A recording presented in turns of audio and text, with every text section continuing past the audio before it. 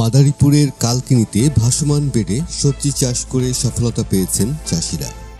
ফসলি জমি ছাড়াও পতিত জলাশয় কিংবা পুকুরে কচুরিপানা দিয়ে বেড তৈরি করে কোনো প্রকার রাসায়নিক ওষুধ ছাড়া সবজি উৎপাদন করছেন তারা।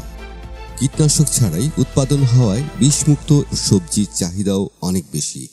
অল্প খরচে বেশি লাভ হওয়ায় উপজেলার বেশিরভাগ নিচু জমিতে করা হচ্ছে ভাসমান বেডে সবজি চাষ। কালকিনি উপজেলায় এবছর 50 হেক্টর জমিতে সবজি চাষ করা হয়েছে।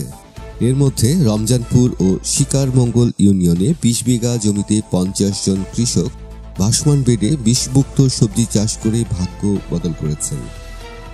পতিত জলাশয় কিংবা পুকুরে কচুরিপানা দিয়ে জমিতে খুব সহজেই তৈরি করা যায় এই ভাসমান বেড। সরকারি কৃষি অধিদপ্তরের পরামর্শ নিয়ে বিঘা প্রতি এতে খরচ হয় 25 থেকে 30 হাজার টাকা। একবার বেড তৈরি করলে তার উপর সারা বছর করা যায় সবজি চাষ। ভাসমান বেডে সবজি চাষ অন্যান্য পদ্ধতির চেয়ে সহজ ও লাভজনক। এখানে লাউ, শসা, করলা, মিষ্টি কুমড়া সহ বিভিন্ন ধরনের শাকসবজি চাষ করা যায়। ভাসমান পদ্ধতিতে সবজি চাষ করে সর্বপ্রথম সফলতা পান উপজেলার রমজানপুর গ্রামের কৃষক শাহিন রানী। তার দেখা দেখি এখন উপজেলার অনেক কৃষক তাদের জলাবদ্ধ জমিতে এই পদ্ধতিতে সবজি চাষ শুরু করেছেন। আমি এই ভাসমান চাষ প্রতি বছরেই করি। এটা এমন একটা লাভজনক, এবছর আমি লাভবান বেশি, কারণ এবছর একটা লাউ আমি 120 টাকা, 30 টাকা, 150 টাকা বিক্রি করছি। আর করতেছি শসা, এই যে 80 টাকা, 100 টাকা কেজি বিক্রি করি। ইনশাল্লাহ সর্বসময় আমি লাভবান, এবছর একটু বেশি ভাসমান চাষে। এবছর ইনশাল্লাহ ভালো লাভ আমি পাইছি, আমি করতেছি। আমার দেখা দেখি এমনকি 50 জন চাষি আছে আমাদের এলাকায়, এই ভাসমান চাষ করে খুবই ভালো আছে। তারাও অন্য চাষ ছাড়ে দিয়ে এই ভাসমান ধরছে। তবে আমার এটা প্রতীক জমি ছিল, পরে আমি এই যে অন্যদের কাছে দেখার পরে লাউ চাষ করছি। এবার ভাসমান লাউ আমার ভালোই হয়েছে। ইনশাল্লাহ আমি অনেক লাভবান হবো ইনশাল্লাহ। জমিটা হলো পানির নিচে থাকে সব সময়ের জন্য। তখন দেখলাম যে আমরা ওই লাভবান হইতেছি যে যদি আমরা বাসমন করি, বাসমন পরে পরে আমরা কৃষি অফিসের থেকে কিছু টাকা পয়সাও পাইছি ইনশাল্লাহ। তারপরে আমরা বাসমনটা করার পরে দেখে যেতে লাউটা করছি, লাউটা করার পরে খুবই ভালো লাভ হইতে আছে। তখন আগামীতেও আমরা আশা করি প্রচুর আরো বাড়াই করব।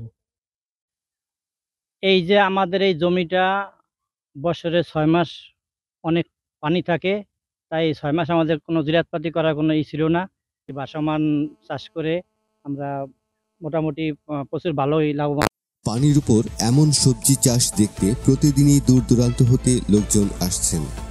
অনেকে আবার কৃষকের কাছ থেকে ভাসমান পদ্ধতিতে সবজি চাষ করার পদ্ধতি শিখে নিজে চাষ করার আগ্রহ প্রকাশ করেছেন।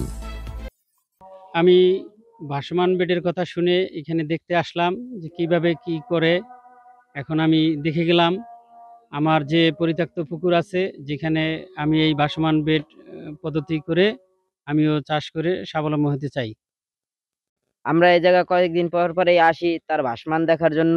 সে খুব চমৎকার একটা জিনিস করছে। এটা দেখি আমরা এই জায়গা দিয়ে কিনে নিয়ে যাই, নিয়ে যেয়ে খুব সুস্বাদু খাবার, এটা আমরা কিনে নিয়ে যেয়ে খাই। আমি ভাসমান দেখতেছি চকে দেখা। হ্যাঁ, লাউ খুব সুন্দর লাউ, আমি দেখে আমার খুব পছন্দ হয়েছে। আমার নিজের কতটুকু জায়গা আছে বাড়ির মধ্যে পানির নিচে, এই জায়গায় আমি লাউ দেখে আমি এখানে ভাসমান করবো, করে আমি এখানে দিকে লাউ চাষ করবো। জলবায়ু পরিবর্তনের সাথে তাল মিলিয়ে কালকিনি কৃষি অফিস কৃষকদের ভিন্ন ভিন্ন পদ্ধতিতে চাষাবাদ করার পদ্ধতির প্রশিক্ষণ দিচ্ছে। তারা বিনামূল্যে প্রশিক্ষণ, কারিগরি ও প্রযুক্তিগত সহায়তা এবং পরামর্শের পাশাপাশি কৃষকদের আর্থিক সহযোগিতা করার ফলে দিন দিন ভাসমান পদ্ধতিতে সবজি চাষে বেশি আগ্রহী হচ্ছে কৃষকেরা। জলবায়ু পরিবর্তনজনিত কারণে কৃষি অত্যন্ত চ্যালেঞ্জের মুখে। কালকিনিতে যেসব এলাকায় 6 থেকে 7 মাস জলাবদ্ধ থাকে, সেই সব জায়গায় আমরা কৃষকদের পরামর্শ দিয়ে, প্রশিক্ষণ দিয়ে, তাদের উদ্বুদ্ধকরণের মাধ্যমে আমরা ভাসমান পদ্ধতিতে সবজি, ভাসমান বেডে কচুরিপানার মাধ্যমে আমরা সবজি চাষ করাচ্ছি। এই পদ্ধতিতে সবজি চাষ কৃষকরা অত্যন্ত লাভবান হচ্ছে। তারা লাউ, ঢেঁড়স, শসা, মিষ্টি কুমড়া ইত্যাদি বিভিন্ন ধরনের চাষ করছে।